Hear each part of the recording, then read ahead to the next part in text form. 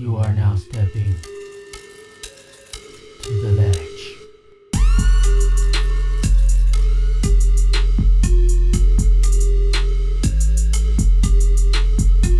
Now recording. Welcome everybody back to another episode of The Ledge. I am your host, Cam Bro, and again, I am here with the crew, homie. Two Country, what's up?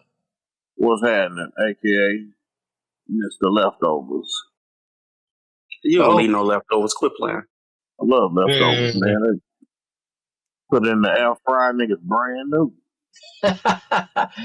So it's called Angels with Dirty Faces. Never mind. Okay. The local hero, say what's up to the people. What up, everybody? It's the local hero, a.k.a. Killmonger. Bury me with these motherfucking podcasts. Okay, G. Wayne, say what's up to the people. Fuck you, Craig. Really? They don't know what that means, so Nobody knows. What's cracking, people?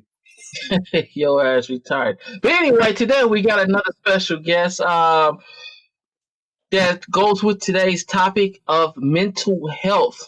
So on the show today we have Danielle. She is a caregiver professional. So Danielle, can you tell the people a little bit about yourself and your profession? Okay, well, I'm Danielle. I'm a Chicago native. I basically care. I care for people who are basically physically and mentally disabled. So most of my clients have the mental capacity maybe of a 6 or 7-year-old. Wow. Yeah. So when I say caregiver, I'm bathing, I'm feeding, I'm toileting, basically anything they need to basically live a functioning life, I do for them.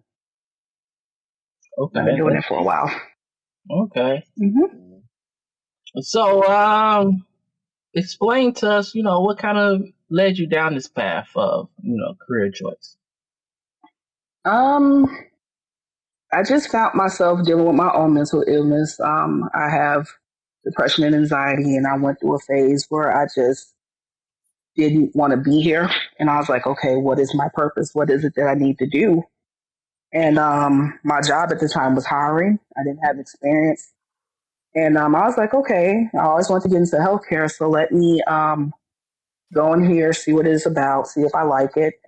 And over a year later, I'm still there, taking care of people. Okay. And now you're a local hero. I wouldn't necessarily call myself a local hero. I'm just a you're person a local that has hero. a heart. Yeah, you're a local hero. You're a local hero. You're taking that badge from Ant. So yeah, since he's not local no more, so yeah, he ain't local. So you got to take it. Who else gonna take it?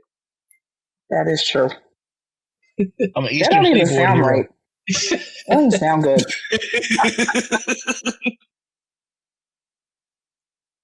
Look, if I say one more person, I get my wings. Okay. You ain't getting no wings become because regional. you ain't going nowhere that got wings. Okay, that's deep. So can you explain to us what the importance of mental health is? Or should I say why it's important? That is a really good question. Mental health is important, especially in, the Black and brown communities, because it's something that's not really focused on. We don't get educated about, and then just growing up in the hood in general, you have all these experiences with violence and crime and stuff. And I think by us growing up in these areas, you're exposed to different things that will have a great effect on your mental health. I think it needs to be highlighted more. Like a lot of us probably had PTSD from the things we've seen living, where we live at, and it's not being addressed. Facts. Yes. Local hero, what's your take on the importance of mental health? In the African American community, I have we have this need to label people. I think that's the problem, and everybody's scared to be labeled, crazy. We don't call it mental, we call it crazy, which I personally don't like. And I think that we need to address it. And if we don't address it, then we're going to get results that we're getting. I believe a lot of these kids out here, They just in a situation where they have something mentally wrong with them, but they have no place to turn to talk to anybody. We don't have any psychologists. Like if you look in a white school when shit happens, like if a white kid is killed outside of his school, there's counselors in that school the next day to talk to these people. If they're killed in a black school, how many We times we didn't. saw counselors? There was no crisis counselors, and We don't see counselors in our school. Yeah. So here's the thing. So right now in America, we make up 13.4% of the population, right? And of these, over 16% report having mental health issues. So it's like, how many of us don't report it? Like, how many of us aren't talking about it? So, and this brings me to another question. A question I want to ask Danielle. How many African Americans do you deal with? And when you're dealing with them, are the families involved? I can tell you right now, none of the families are involved besides like maybe one of my clients. Wow. And that's my point. This is something that need to be addressed in our community, and we seriously need to talk about this. Now, I'm all with the protests of killing police and all that. We have to do that, but we also need to bring like shine a light on this and bring importance to this, because it's a lot of people out there that need to be treated, that are going through depression, they're going through all these mental issues. Like I said earlier before we start recording, everybody has something mentally wrong with them. The only question is, what is it that is wrong with I you? can tell you what's wrong with you. You just And will gonna you admit slide it? that shit back like ain't nobody hear that shit. We okay with protesting and killing the police, but and you just slid that shit right through. No. I said we're okay. It was smooth too, No, by the he way. said he What I'm said saying is for I'm killing, okay. for police killings. I'm okay. Oh, Yeah, that's what I said we're okay with the protests about police killing. oh. What I'm saying is we also need to shine a light on this, because this is important as well. Because there's a lot of people out there right now that's walking around in the street that are homeless, and they could be. There's a lot of veterans as well that is homeless. They got PTSD, and nobody is addressing this. Nobody is fixing this issue. They just letting these people sit out on the street. And when you go, and I don't know how this works everywhere, but I know in certain states, when you go in for a mental checkup, you get a 24-hour hold, and they I can give you some testify for pills that and from let you my out. own experience. That's it. From my Unless own you're like mental convicted. experience. So what's the 72-hour So like, hold? unless you're Because convicted. I know of a situation that someone was thinking about going somewhere, but they said if you come here, it will be a 72-hour hold. What's that about? Basically, if you try to attempt suicide or you're having suicidal thoughts, like here in Illinois, if you check yourself into a mental facility, it's 72 hours. Okay. That they keep you and observe you. So either you attempted to cause harm to yourself, or you were thinking about it, or just any type of major mental health episode where you need intervention. That's when you get the 72-hour hold from. Okay. But that's not enough time. Like, that's not enough time to really observe anybody. And then you got to think they're overbooked with people, and they're understaffed. So you can't really observe a person on a one-on-one basis in the way that you need to. I think that this country needs to address There mental definitely needs health to be an a overhaul lot in better than we have how been. hospitals deal with mental health. Like when I had to check myself in, I put myself out there. I was like maybe 23, 24, and I didn't have insurance. So I went to Mount Sinai and I stayed for 5 days, but they didn't really do anything for me. They basically, gave me some pills. It's like, okay, let's see if these pills work for you. But there was really no work on, okay, why are you here? And what can we do to keep you from coming back? But you ain't I've been also outside been though. Shit. I came out alive, but like if I get shot right in front of Mount Sinai, take me to the UIC. I will walk over. So Mount Sinai for y'all is like Roseland Hospital for us on the south side. You just don't go there. You get a paper cut, you go there, it's like the county. It's like yeah. It's like Killer County. The county has made some improvements the past 5 years though with their healthcare. They don't have. I hope they came with that new building. I hope they did. Yeah, they came up. They have, but that reputation is always going to follow them. Though. So, to country, what's your take on the importance of mental health? I think it's real important, man, because What kind of threw me off was there's a lot of people that don't look out for their mentally ill family members. That's a big shocker around here. In the South, we don't leave ours behind. And I was wondering, you said the brown, you said the black and brown communities. Yes. Mm-hmm. What about the light skinned community? Are they in that or no? Shut up, shut up, man. Shut up, man. So Shut up. I'm not that's dealing with different. I thought it was Shut up, man. people. Thought I'd throw that out Shut there. up, man. Thanks. Happy birthday, man. Yeah, happy nudity day, you motherfucker. I hope you're walking around with your dick swinging. You're I going to left. appreciate it. Oh wow. You're going to left field for the day. For this episode, I'm gonna let you go All to right, left I'm gonna field. come back. I'm gonna come stop back you. though. But yeah, there's a lot of that going on around here. I see a lot of older people, white people though. You know, I see a lot of them just like wandering around. Like you can tell they have mental issues with suicide and with shelteredness. It's like you're so sheltered as a kid all the way up until an adult, and you don't really know what to do with yourself. So you kind of like return to drugs and shit like that. So it's a lot of people out here with mental illnesses. I kind of talk to a lot of them at my job on a daily. I be feeling bad for them. Well, But to that point, I mean, if you haven't personally dealt with someone who has bipolar or dementia or Alzheimer's, it can be challenging, even for yeah, family members. And that's the main reason where I come in.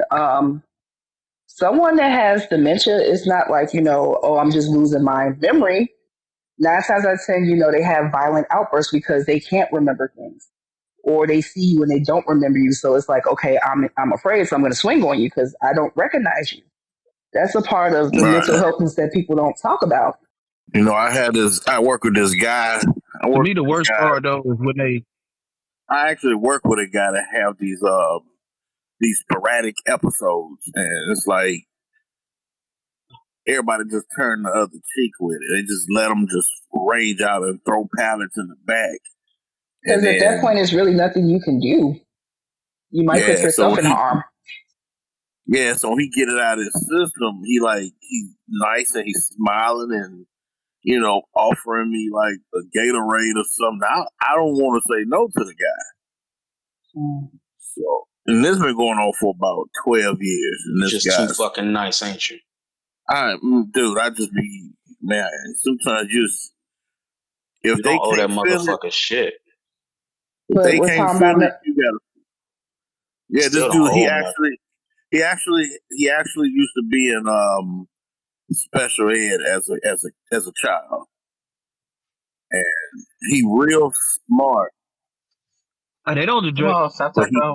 They don't address shit there either. That's my problem with special ed. Don't address shit either. Like the way our school is set up to deal with them. They don't really. Right. They don't help them do shit. Like our school doesn't really help anybody do shit. The school doesn't teach you any life lessons. Remind me to touch on that. Remind me to touch on that when they get on. Now you get. But my thing, like Danielle, when you talk about dementia, the thing that killed me, this is the worst part. I don't know because I dealt with somebody with that. The worst part is when they see you, and that flicker of memory come back to them, and they remember shit, but they don't really remember shit. Like they're like, "Hey, how you doing? Where's blah blah blah?" And you got to explain to them that, "Oh, she passed away," and it's like they losing them all over again, and it's just crazy, man. That part hurts. It's very hard, and especially like when you're dealing with someone who has kids or family and they're like in this facility and they remember that they have a family, but the family hasn't been to visit in like a couple years. Like that heartbreaking pain, you see that often, and especially now with COVID going on, our facility, we can't have visitors come in. So like a lot of the dementia, no, ever since we had like maybe 5 cases of COVID, here in the city, like my facility locked down completely. No visits, no nothing. So it's like, now, can they FaceTime? We do stuff like that. We do FaceTime. We do videos and stuff like that. But like, if you're used to seeing somebody, a lot of these people that have these issues, one thing that they're used to is a routine. So like, if you break the routine, it's like chaos. because that's like the only, normal thing that they have going for them. So that's been kind of hard to deal with as well. Mm-hmm. So, G, what's your take on the importance of mental health?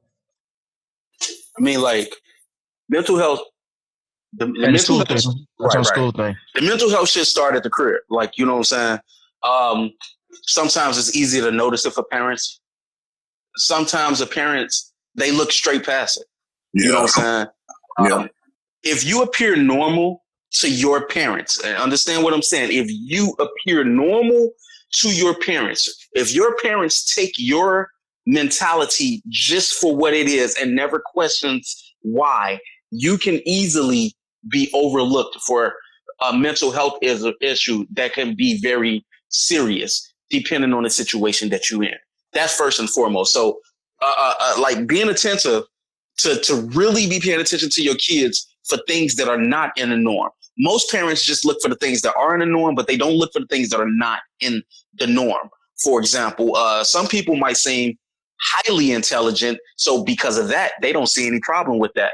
But just like the average person that grows over 7'4", they have gigantism. The average person that grows over 7 feet have gigantism. That is a problem. That is a problem in the brain that causes your body to grow at an accelerated rate. So nobody's thinking about that. They just like, oh my God, he's tall. And the same thing can happen. Oh my God, he's smart. He's smart as shit. You never thought about what he didn't know. You never questioned what he didn't understand or she didn't understand. You never questioned what they wasn't capable of because you were so focused on the things they were able to do. You know what I'm saying? So then next is the problem is in the school system. So now if the parents don't recognize it, the school only recognizes it if you're behind. You know what I'm saying? Like I was a kid that was offered doubles, like all types of shit because of how fucking smart I was. Nobody ever thought about the shit I didn't know. Like never once thought about what I didn't understand. Like it's hard to explain, but no one ever thought about the things that I didn't know because they never questioned. So they had no idea. So when you're looking at that shit, then you go to school, it's the opposite. They only recognize you if you slow. So what they did in Chicago public school systems, and I know this because a childhood friend of mine is a school teacher. And as this was going on, she started explaining it to me because she was mad as hell. I grew up when they had the LD classes, learning disability classes. So instantly, mental health in the hood equals stupid. They don't care which one of these mental healths it is. Like he said, it's all crazy to them. So in their mind, if you have a mental health issue, then you're slow. That's all they see. So in school, you're sitting there in the classroom and they call themselves attending to you, but you're not really learning anything. So because that was going on, they decided to take all of the learning disability kids and put them in a class with the regular students to save money, of course. What happens now? The teachers spend so much time focusing on the learning disability kids that they can't help the regular kids. So that's another problem right there. The focus, where the focus needs to be and how they need to be adapting the situation to make it better for the better environment for the children. So then we boil over to like we're talking about the law enforcement and things like that. If the parents didn't catch it, the school only caught the people that were on the low end of or with the lower IQs, I guess you want to call it. The school only catch them guys. We got a whole fest of people with mental illnesses that are walking through the system unnoticed until something triggers it. And now they're crazy because they just flipped out and no one's seen the build up. No one's seen any of that. That's to me, it's the biggest problem. Now, as far as the Black community goes, nobody wants to be labeled. That's one. Two, don't nobody even believe you got anything. Like I said, if your parents take the perspective of you as being who you are, and then one day you be like, I think I have this. No, you don't. You're normal. Well, you would only think I was normal, but if you was to get into some of these people's heads and have a real life conversation, not a mom to son conversation, not a dad to son conversation, a real life conversation, maybe you would get more information. Maybe you would get a better perspective of what a kid that has a mental disability that you overlooked is actually going through. But instead, you rather choose to look at it like nothing's wrong. This is all in your head.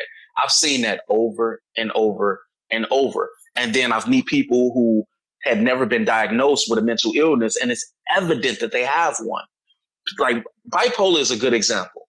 That is something that I had to be educated on because someone moved in my household with bipolar. So I became very aggressive toward him. It's my cousin. I became very aggressive toward him because he would want to fight. And I'm not the person you tell you want to fight because I'm going to fight. So, my responses to him was, let's go outside. You know what I'm saying? I mean, I remember walking outside with him with knives one day. You know what I'm saying? Like, we was going through that. And then my mom tells me he has bipolar. I'm like, I don't give a fuck. I didn't say this to my mom, obviously, but I'm just like, I don't give a fuck. Like, I don't even know what that is. My mom's next statement was, then educate yourself. She gave me the paperwork. She told me what to look for. She printed out some shit and gave it to me, told me to get started. Reading that shit, learning about that shit made me understand how to deal with my cousin in a non-violent way because things were getting violent every day real quick. You know what I'm saying? And I was growing a hatred for him. But once I had an understanding of what he was going through, the reasons he was doing the things he was doing, you know what I'm saying? Then it's like, I don't really have to treat him like that. I just got to figure out how to leverage his understanding to mine. That's it. And it was hard, but eventually we got along. You know what I'm saying? I started taking him out with me, started, introducing him to the things that I was into. And that's how I first got started. But I thought bipolar was something you were born with. I didn't realize that you can get bipolar in the middle of your life. All it takes is one tragic incident that caused you to go into bipolar. And it's like that with schizophrenia, the one that most people don't speak on, dissociative identity disorder, all of these things. It only takes something traumatic to trigger something like that in your mind. Depending on what type of brain you have, that shit is going to go berserk. You know what I'm saying? With some people, they're able to home in on something like a material thing. Like some people hoard when something traumatic happens in their life. Yeah, it's just like depression. How some people eat depression, some people don't eat though. Yeah. You know what I'm saying? Some people get real busy when they get depressed. Some people sleep when they depressed. You know what I'm saying? It's the same thing with the disabilities and shit. You can watch what a person does. Like I am an information hoarder. And it's when I talk to most people, it's obvious. You get to talking to me about something that I've researched dramatically. And yeah, I mean, dramatically, like cars or something, I could probably talk to you for about 15 hours straight, no break. You know what I'm saying? You start talking about something I don't give a fuck about, you hear crickets. Like, but that's the way it go though. You know what I'm saying? Motherfuckers, you could pay attention to how motherfuckers react to certain questions you ask. Like, it's a lot of triggers, but if you know the patterns to these things, you can help a lot more people. You know what I'm saying? Nobody's looking for the patterns. No. And we ain't gonna even get on police. I think that when people make these phone calls and these calls 911 and they're making a statement that they're dealing with a person with mental health, I think it should be a special unit for that. I don't think you should send regular police officers out for that. You know what I'm saying? They only get like regular 8 hours of training. Hey, I know people that do 8 hours of community service and they don't even remember that shit. Yeah. That's nowhere near enough. It's they got a special force in Eugene, Oregon. Where they did that, where if it's a call like that, they have special teams with mental health professionals that go out and take care of it, not the cops. And it has worked for them for over 20 years. He said Asperger's that the police killed. We was talking about that guy that was on the train, like he got on the train tracks here a couple months ago. No, this is the dude that he bows at people. Like he was real nice, but he was special. Like he was in a grocery store with a mask and he bowed at somebody. And when the police seen him, they fucking stopped him for no reason because somebody made a phone call and said he looked suspicious. And then I think his name Elijah or some shit. That happened in Colorado. That was Colorado. Yeah. Or rural Colorado. That guy, he seemed like, I don't know what he has, but he seems like he has autism or something in that range. You know. Well, he was an introvert. Like if you looked at his profiles and stuff, he said, and you know, introverts, they operate like on a whole different system is exactly. but that's not And necessarily a that's mental my thing. It's illness. like exactly. You know, That's more of a but personality trait. well, his patterns of speaking points to autism. Well, to the spectrum. Now, more likely on the high end of the spectrum, but yeah, his mannerism points to the spectrum. And how, like, them going to him, he's actually telling them. He's telling them, you know, I'm different. They don't listen. When the police is coming for you, they really think about it. The average time a police is talking to you, you say something, what do they say? Shut up. They're not trying to hear your side of the story. No, not at all. And they're not trying to. They definitely don't have the de-escalation skills. Now, let's just say you're dealing with somebody that's on the low end of autism spectrum, a person that can't actually voice for themselves, but most people on the lower end of the autism spectrum, if they can't voice for themselves, they tend to act out. You know what I'm saying? So then comes all of the movement trying to get away because they don't have the capacity to speak for themselves to that degree. Now, police just looking at this as he's trying to get away. Here comes the knee to the neck. Here comes the baton. Here comes the high handcuffs, which is when they put your hands in handcuffs and then lift your arms backwards. You know, then they start doing all of that shit to you. Then the motherfucker end up dead. You know, it's got to be a better way. Or is at least not necessarily a better way, but there's got to be a better understanding of this. Police are adults. You know what I'm saying? It's got to be a better understanding of this. Oh, that's a better way. That's the scary part. Like, you see these people with all this authority, and it's like they have no compassion. Like, they don't have anything that can be like, okay, clearly it's something wrong with this person. Let me try to understand before I just go to excessive force.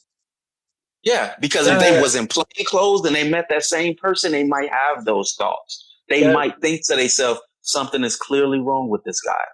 That's because they arrive to the scene with preconceived notions. Yes.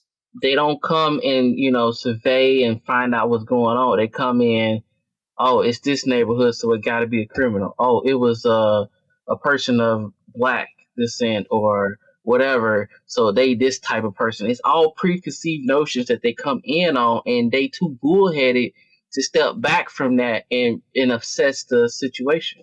I'm gonna tell you. So all the police. Okay, so I'm not gonna name any names. I'm gonna give you a story though. It was this. Okay. No.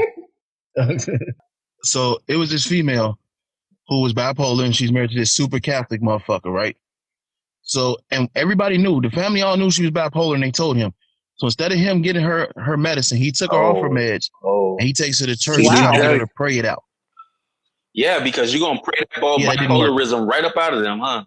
That's another thing. How about trying to find out what traumatic event caused the bipolar with these and start from there? They don't think like this. With these super religious people, they believe that God can heal everything. That's why you get all these exorcisms, and they're killing people with these exorcisms, and there was nothing wrong with them. They just mentally ill. Like, the facility I work for is ran by Catholic nuns, and I can testify to that. Like, most of my women, like I said, they're both physically and mentally disabled, so I might have a resident that's had bipolarism, but she also has multiple sclerosis. They'll treat the multiple sclerosis, but like they won't give her medicine for the bipolar disorder, which I think is exactly. Wow. Hey, wow. I know this is a little bit off the subject, but I'm hoping that maybe we could do another interview with you. I got a lot of questions about nuns. Like, I've seen nuns like 4 times. We can definitely do it. They're nothing special. They are nothing special. They nasty. I think they real freaky and shit. I knew that's where you was going with this shit. But anyway, that's what I've been going with this. Like, what else do nuns do? Like, I watch a lot of porn with nuns. So back to Danielle. Question. Yes. Okay, so we touched on a lot of ways that stuff like this can go unknown, and nobody taking the time out to try to get to seek themselves or whoever's the person. So my question to you is, what are some things that you can look for to see, and that could tell you that whether somebody is going through like a mental episode or having mental health issues that would need some type of action to it? Um, that's a really good question. Patterns. Like if this is someone you've been knowing a while, and you can tell, like when you've been friends with somebody or you have a family member, you can just tell that there's just something not right. Just pay attention to your people. Pay attention. Well, hold on. That doesn't always work. I mean, Like I y'all was can cut this if y'all want. But in my specific case, it was something that everybody just looked at as, oh, he just crazy. Oh, that's just him. You know what I'm saying? But yeah. But that wasn't the case, like at all. You know what I'm yeah, but saying? Like, that go back to her first point is paying attention. They wasn't paying attention. Right. They They was just So just you basically just like, talking out. they just yeah, deemed they it as basically just said he was crazy and that was it. They didn't say, okay, what can we do to help him have a better quality and a normal quality of life? They just now wrote it off for what it is and just, brush it up exactly. under the that rug. goes back to the guy that I work with. When they say, "Oh, that's just him just doing him," I asked him, "That's how come I found out that he was in special ed as a kid?" He got to opening up to me about this stuff. So that's how I found out. I noticed the pattern over the years of, he'll be good for 3 days and then he'll rage out for one whole day. And that same day he'll turn right back into a nice guy. So yeah, I kind of saw that. So he kind of admitted he had bipolar syndrome and all this other stuff going on with him. Like I have somebody very close to me that has bipolar disorder, and from day to day, from even hour to hour, it can be something.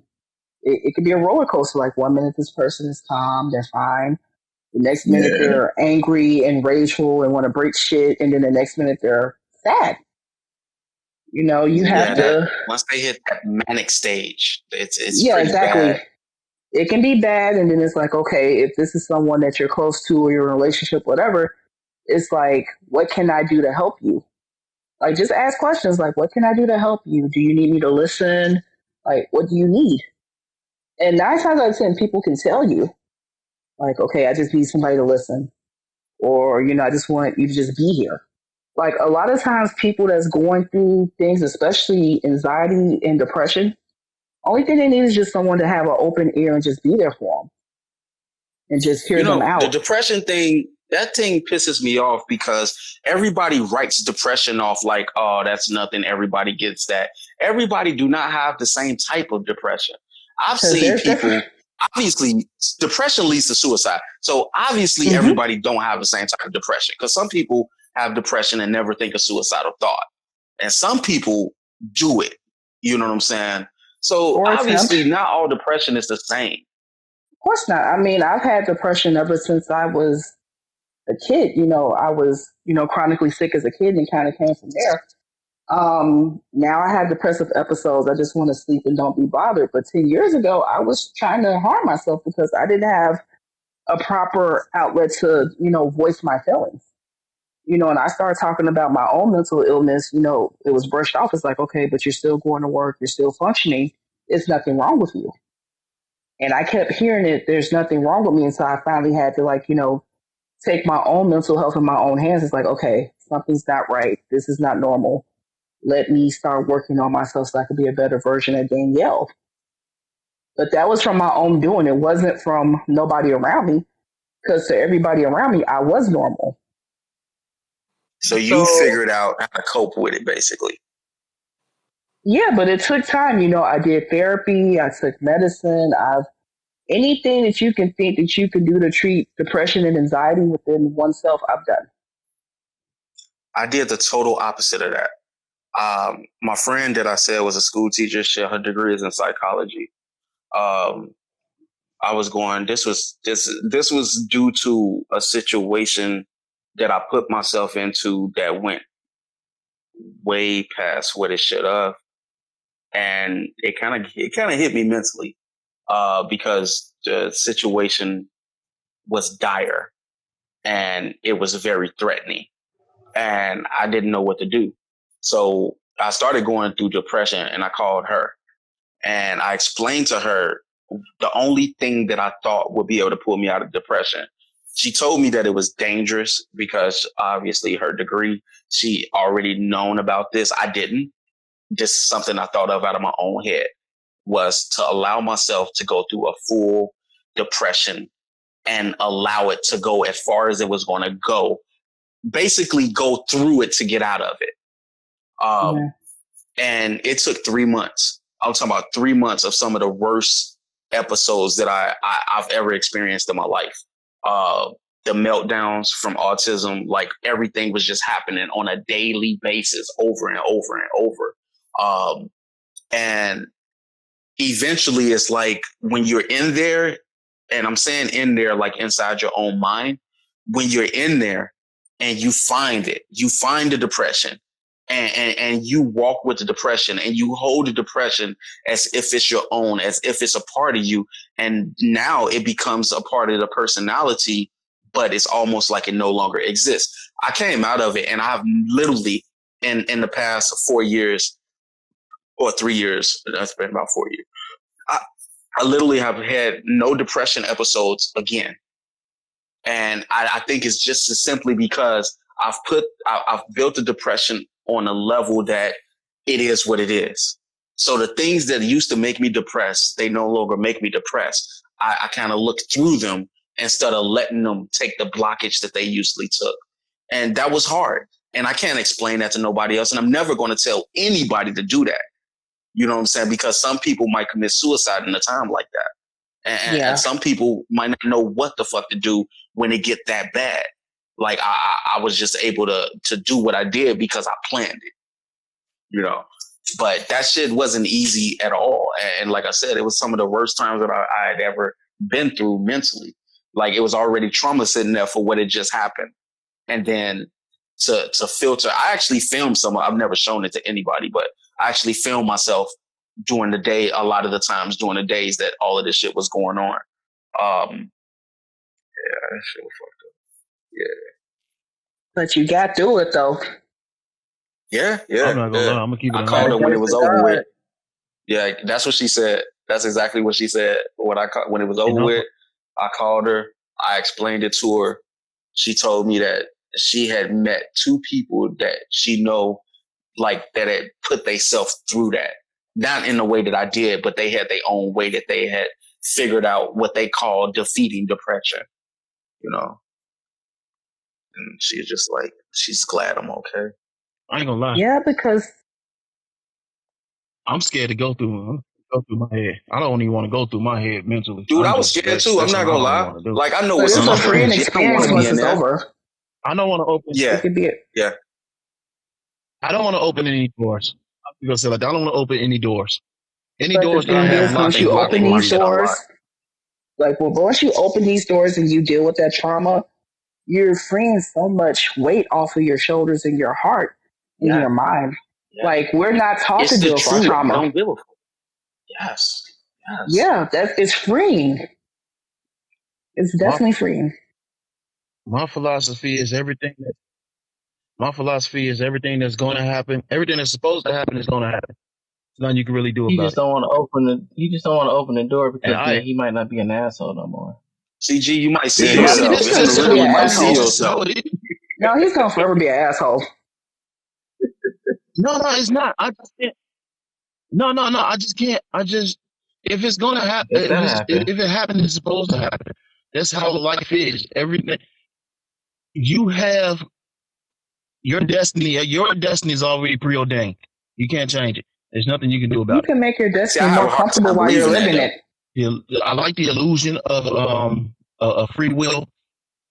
I like that illusion of everything that's supposed to happen is going to happen. It's a little bit of both of you guys. Like some things you can control, some things are preordained. But my thing is, I love that illusion. Like I feel both of you, but my thing is, as far as keeping doors locked and stuff. I mean, like, what parts of you are you sacrificing by keeping those doors locked? You're not the best local hero that you can be because you got parts of your stuff locked up. Ooh. I don't know, but if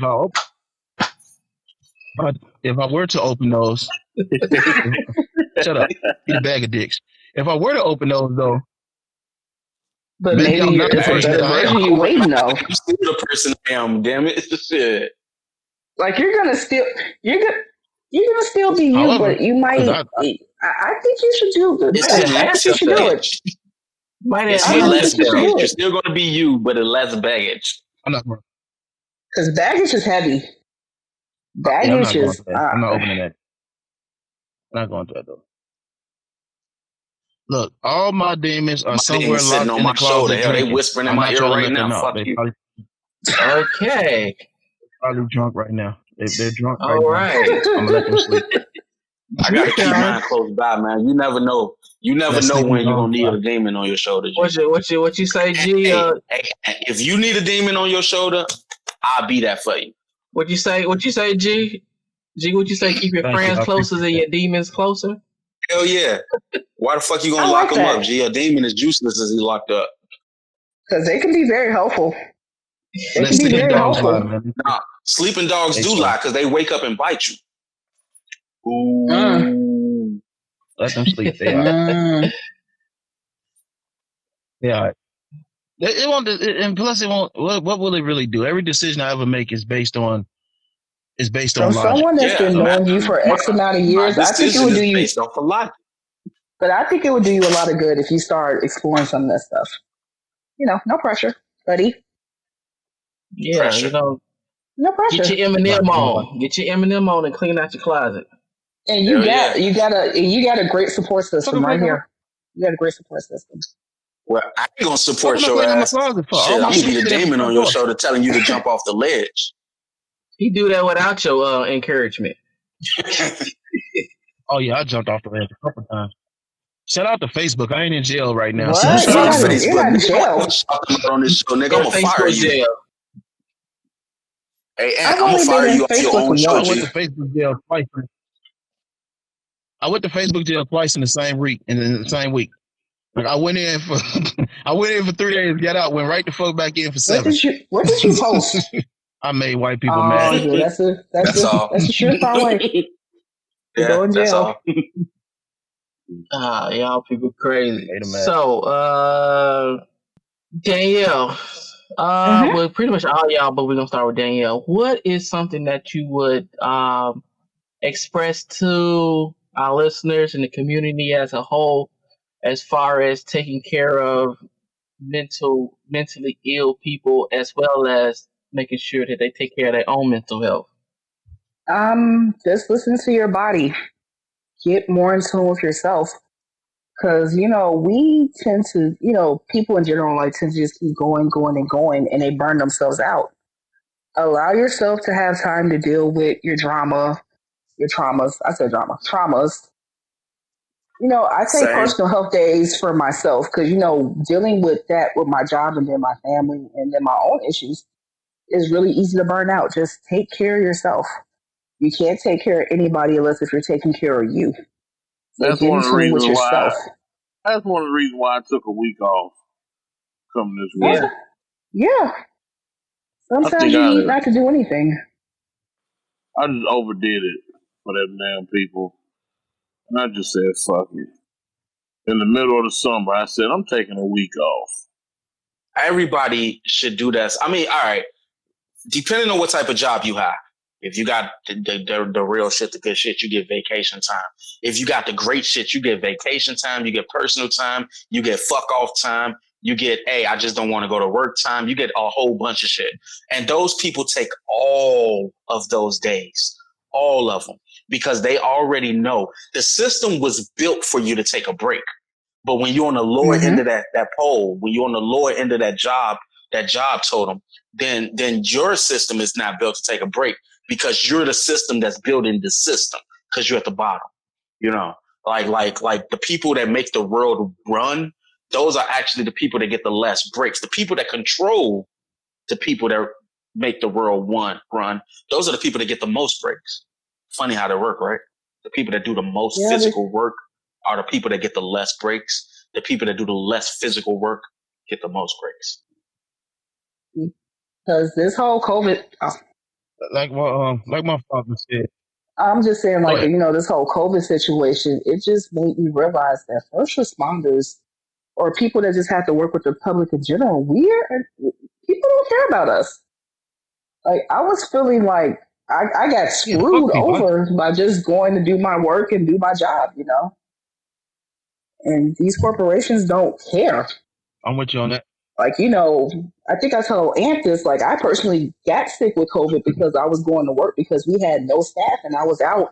Yeah, I personally don't. I don't like being essential no more. Yeah, it don't feel special, don't it? It don't feel special. Nah, it seems like you're doing the. That shit suck. I ain't get Yeah, no it's like bonus you're or nothing. doing too much, man. And then they took the $2 back off the little They bump tax the up money. COVID pay. Yeah, They tax the money and everything. I never got the they $2. should have never. I Because never you got weren't that $2. essential enough. Shit. When that motherfucking ambulance was coming there with them motherfucking busted ass tires, I was essential. Motherfuckers forget the ambulance had to get there. They can't get there with no with no True. That truck. is true. Really? Really, G? We're gonna put You it really together. gonna blow out our air What we bomb? gonna You do? gonna blow out our air drone? That's all That's the trouble and perfect no pay. song. But that's the perfect song, All though. They trouble don't with no care. pay. As soon as Yeah. she did it, I was like, oh my That's God, a I gotta copyright. find that song. That's a copyright Bullshit. strike. But yeah, Oh, don't worry, we just cut him out. We just talk about how that was the perfect song. Yeah. so, I just put, That's like actually, my, they would actually I just, not play it because of I, that. I'll put the text in the and most say G played. They don't really care about us, and then it's gonna go into us talking about how it's perfect. Crazy. oh yeah, if you don't give them that credit, hell yeah, you get a strike for that. All right, but like my father said, he said you gotta take your days off work because these jobs will post your they will post your job before they post your obituary. Your job go up Yeah, if you don't work at before your high-end obituary yeah, they go up. don't like. I like the place I work at right now. They will post your obituary because they do shit like that. But Yeah, because they trying to get out of that racist yeah, spot. well, they wouldn't do it for me. They wouldn't do it for me because like the place I work at is not the company I work for. So yeah, I can't really say their name. I can. I work at Chase, but I work for HP. But All right. that's how it all went down. So just basically, just to kind of recap what everybody was saying and what I personally feel, you just gotta take time out for yourself. You gotta allow yourself to heal before you move on and get into new situations because especially like relationships too. If you don't allow yourself to heal and you get into a relationship, the relationship ain't gonna last. So That's a take whole time nother out for podcast you can yourself. do. That's a whole nother topic right there, dude. Being in a relationship while having a mental disability. And if both of y'all got a mental disability, hello, I know about that. Then I can it's come a back for crazy that one, by the relationship. way. I can come back for that one, I can come back for that one. Yeah, we could do that. I'll definitely have you back for that one. We already done. Well, technically, We it's a already triple double book because booking, we baby. got to We talk already about the double freaky booked. nuns. Okay. All right. Alrighty. Let's be honest. They took that valid celibacy and they ain't Oh, getting no yeah. dick. I Some of seen them was Sister hoes Act. back in the day. All right. trust me. Anybody else got any got any questions? I'm just saying, if you go in their room, So, anybody anybody else got any questions upon upon this topic here that we talking about? The mental health issues. We can talk about the nuns later. Okay. No, Yes, we no, can no. talk about that later. All right, thank you for pulling me back off the ledge. Okay, you pulled me off the ledge. Okay. I just think that, I like, I think about to that jump. as far as everyday cycle for mental illness go, I think that talking to a person would be really the only way through it. A lot of people don't even want to admit that they have a mental illness. Like I said, I didn't know the people in my family had mental illnesses until I was grown. Now, keep in mind, we're talking about uncle that stole a police car. No, well, they raided his house. He ran out the back door butt naked, hopped in a police car, got on the Dan Ryan Expressway at 63rd. He felt like the car was going too slow, hopped out and started running down the expressway butt naked. We're talking about shit like that. You know what I'm saying? Like, I just thought that was my uncle. I never thought he had a mental illness. You know what I'm saying? He blew up at a warehouse. I didn't think nothing of it. It's just my uncle.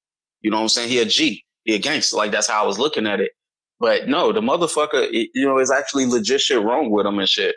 I think about a lot of the shit he used to do. And what I'm getting at is he never said it. Like, I believe if you ask him to this day, he's going to tell you don't have anything, but his sons, at least 4 of them, are on medications for the same bipolar. So yes, like, a lot of people don't want to admit they have it, especially in our communities. A lot of people don't want to know. They don't want to know. I didn't want to know. I got curious when I realized that people that were saying I was different was very serious. Um, After hearing the same thing, no matter what crowd of people you in, people said the exact same thing about me. And eventually, me being arrogant, I took an IQ test because I just wanted to prove that I was smarter than everybody. And then come to find out I really was. And that actually led me down a rabbit hole of finding out about Asperger's syndrome and, shit like that. So, and even then, I was doing a research paper in psychology, and I told him that I believe that I had Asperger's. So I was going to do my research paper on it. I did my research paper on dissociative identity disorder. And the psychology teacher asked me, why did you switch? And I said, it's really hard to stand in front of a class and talk about myself. Like, I wasn't comfortable with that. I wasn't ready for that. I wasn't ready to tell anybody this. It was years before I even mentioned it to anybody. Hell, Kenan was the first motherfuckers I was really comfortable talking to him about it. You know what I'm saying? And then I went backwards and started talking to people that I went to high school with. Like Chris. Me and Chris been close since 14. You know what I'm saying? We pushing 40. And I asked him, did he think anything was actually wrong with me when they were calling me crazy all the time? And he said, no, I just figured that's legit, And I went back and talked to one of my friends that I've been knowing since I was 8 years old. I just talked to him 2 weeks ago. And I asked him the same thing. Like, back then, did you think anything was actually wrong with me when y'all was calling me crazy and shit? And it's like, nah, everybody thought the same thing. That's just G, But no, G was actually a little fucked up. And when I found out, I didn't want to tell anybody because it was like scary as shit. Like, damn, my thought was, damn, I'm crazy for real. Like, that's all I was thinking is I'm crazy for real.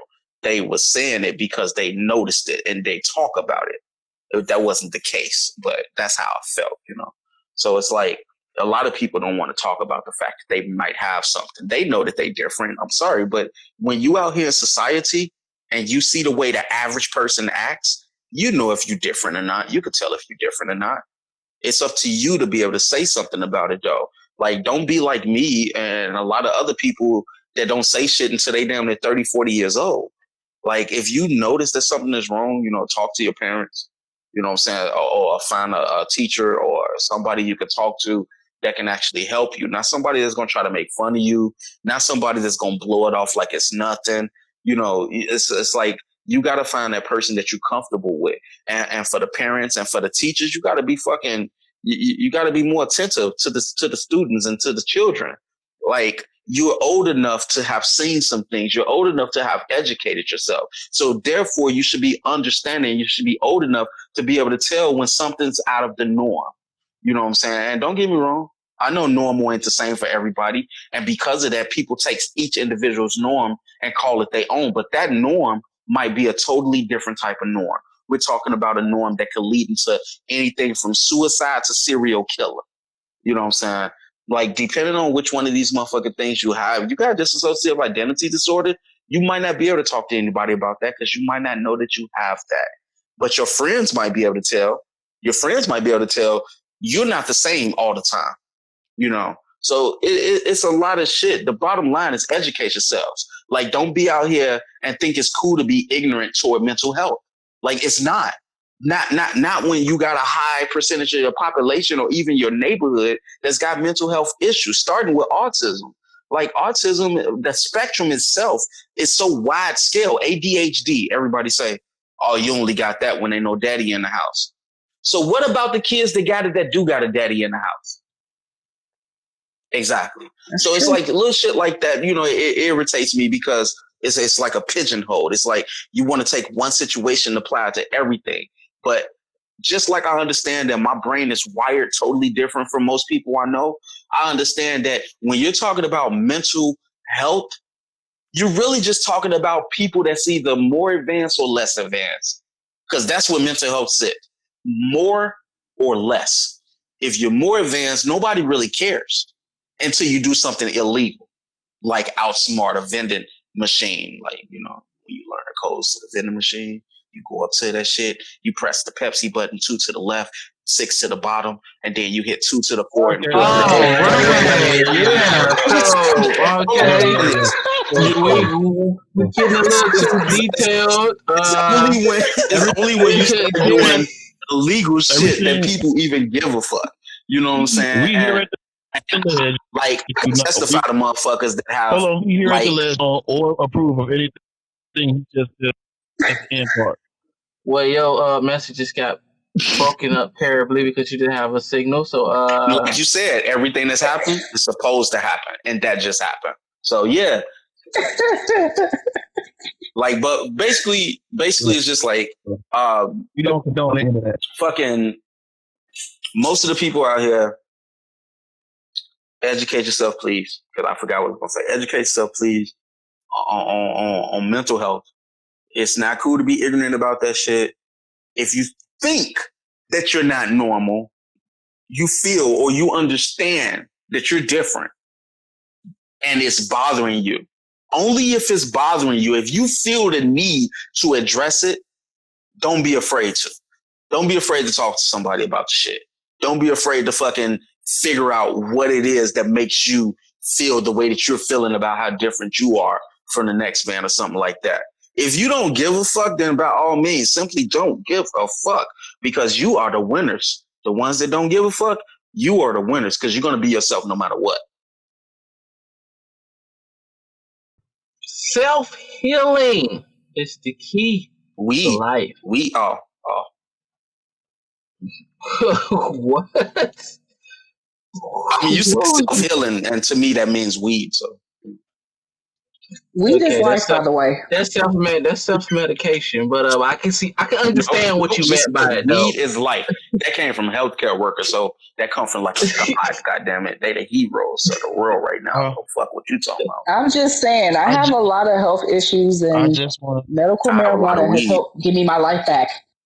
Well, that because marijuana put that little substance inside you called fuck it. Yeah, so, it's a beautiful thing too. Every time helps you with hit pain, it helps with anxiety. Which brings us to another topic.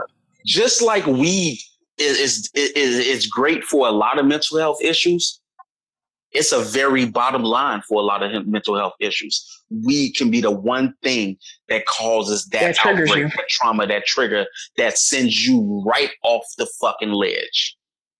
Like, no pun intended. No pun intended. So in that case, know your strains, know what you're dealing with, know what you're, ingesting into your body, because there's a different strain for different things. Yeah. Do some research. Educate yourself about the weed that you're smoking. You know, never smoke with nobody you don't know. Yeah, never smoke with Lil G. I feel you. Yeah. But we can have a whole nother dig about that. But anyway, any last remarks or question for our guest today? I think we covered everything. Well, thank you, gentlemen, for having me. You're welcome. You're always welcome to come back. And again, of course, we already, kind of like loosely scheduled some future appearances from you. I do got one question for you. Okay, go ahead. Okay. What's your favorite pizza? Okay. My favorite pizza? Yep. No, I'm a Chicagoan. I gotta go with the Home Run Inn. I love Home Run Inn. That's very fair. Okay. Damn, I was hoping she was gonna say Pizza Hut. See, ain't nobody from Chicago won't ever say that shit. All right, get that shit out your motherfucking head. So I'm a certified fat girl. I don't do Pizza Hut. That's just She said she bourgeois. I'm a certified fat girl. Pizza Hut. Nice to Let me meet ask you, you this Danielle. Shit. Do You said you what Pizza now? Hut main ingredient is grease. do you Walmart Pizza Hut main pizza? ingredient is grease. You said what now? Do My you mom's threw up in my do mouth. you eat Walmart pizza? The $5 joints when I'm on a budget? Hell yeah. I do. Thank you. I buy the When I marketplace. said when I'm on a budget, yeah. When I'm on a budget, get Well, that I I'm buy just pizza, saying, pizza cheese for pizza. I $5. put my own Italian it's always, sausage on that motherfucker. but Shit. Throw it's some extra always, cheese on that bitch. Hell Yeah, yeah. but it's always a yeah. level normal. It's always a level normal. That's where I'm at all the time. Nah, my normal, like, oh shit, I know I want some pizza. I'm about to go to fucking $5 holla all day. I'm going to Little Caesars, nigga. We'll Oh, I see. can't do that one. Like, I will. And I'm a certified pizza head. Like, I'm a Geno's East man. You know what I'm saying? I'm a deep dish lover. But you But like if Little I'm on my Caesars, cheap shit, see, I don't have a mid ground. It's either I'm going to go big or I'm going to go to fucking Little Caesars. No pun intended. Little Caesar has I got stuff a though. beggars I ain't around gonna me. stop. So, you know, I ain't I gonna grab stop. a Little deep Caesar dish from stuff there though. every now and again. You know what I'm saying? Shout out to that Giordano's in Canton, Ohio, man. Hold I up, want They to don't bitch. I have say no I Italian appreciate too. y'all. I thought you was talking about around your crib. Oh no, I'm in Pittsburgh right now, so I Oh, just that's went not over, bad. Nigga, took an hey, hour y'all hear trip. this shit? That nigga That's some drove real an shit right hour there. to get some Chicago style pizza. That's real. What was it? I That's don't hear That real. was nobody some real saying that pizza. about New York pizza. I went That to see my brother. anorexic Who's ass pizza. that? New I York went to see That pizza. my brother. anorexic ass. That anorexic ass pizza. Nobody want that shit. What the hell is that? What the hell is that? A New A York cracker with slice. some sauce on it. New York and pizza go together. Hey, I'm gonna tell you this though. I'm gonna tell you this, Danielle. New York When is I was working in New Jersey, right, I decided I was gonna research some Chicago style pizza. So I go to this. Yeah, I hope y'all motherfuckers in Jersey and New York listening. I go to this place called Mystic Slice. You want to know what the Mm-mm. fuck they sold me? I know what that They is. gave What did they me. sell you? All right, so think about when I say sausage, I want you to picture in your head gyro meat so you'll understand the way it looks. Okay? They gave me a piece of Ooh. bread with some cheese on it, with some slices that look like gyro meat on it. Now, in a window, they advertise Chicago style deep dish pizza. I walked in there with confidence. Give me 2 slices. Give me 2 I took a slices. bite out of one. I made another attempt to order in pizza. I ordered a 16-inch. I ate a slice. This is the thing. I've never been to Uno's a day in my life in Chicago because I don't respect them. I went to a Uno's Pizza I don't that know. was right outside of fucking the part of New Jersey I was in.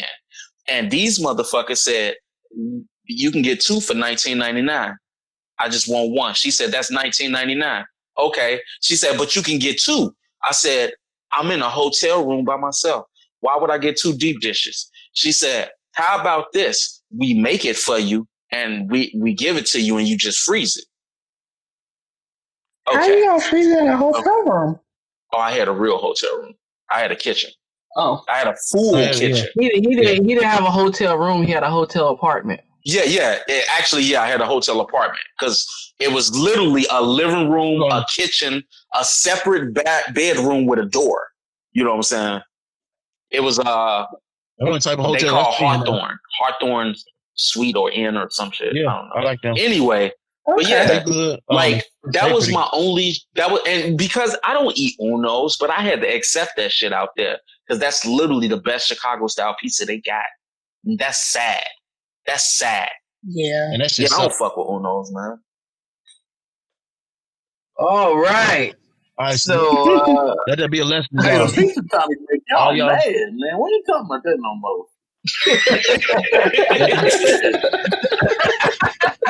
Ronnie, if you was literally from Chicago, dude, I swear you would understand. I swear you would. It's a Chicago thing. You won't get it. On the real. Yeah, On the Won't get real. it. I ain't gonna get that one.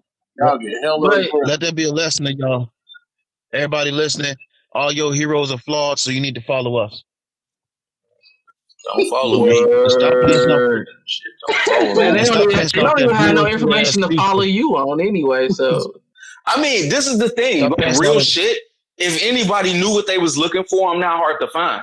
hell, my logo is my logo, and it's where it is. So it's like I'm really not that hard to find. Look here, Enigma. Ain't nobody got time for this. Enigma. What that man speak is truth though. Sitting over here, Mr. Riddler, can you find me? Calling my head an enigma. On the real, G. Somebody gonna find Yeah, out. speak your truth. Like this is the thing. That's what I'm saying. Like in Chicago, I'm known. So it's not like you'll just be I've been around. You know what I'm saying? I was a photographer for 8 years. I was a graphic designer. You know what I'm saying? I've done all type of shit. I've been in the music industry. I've been in multiple studios. I've helped rappers get on. Like, no, it's not like I'm you know what I'm saying? But I think that part is important. I think what's important is getting our point across on the ledge. Somebody gonna be sitting back and listening to you talking about challenge accepted. You said that at the wrong time.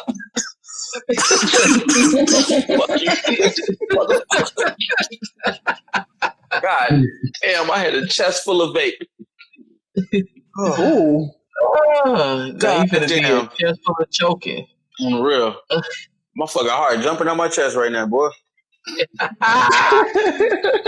right, man. It was fun, but we have to end this one for this first session with Danielle.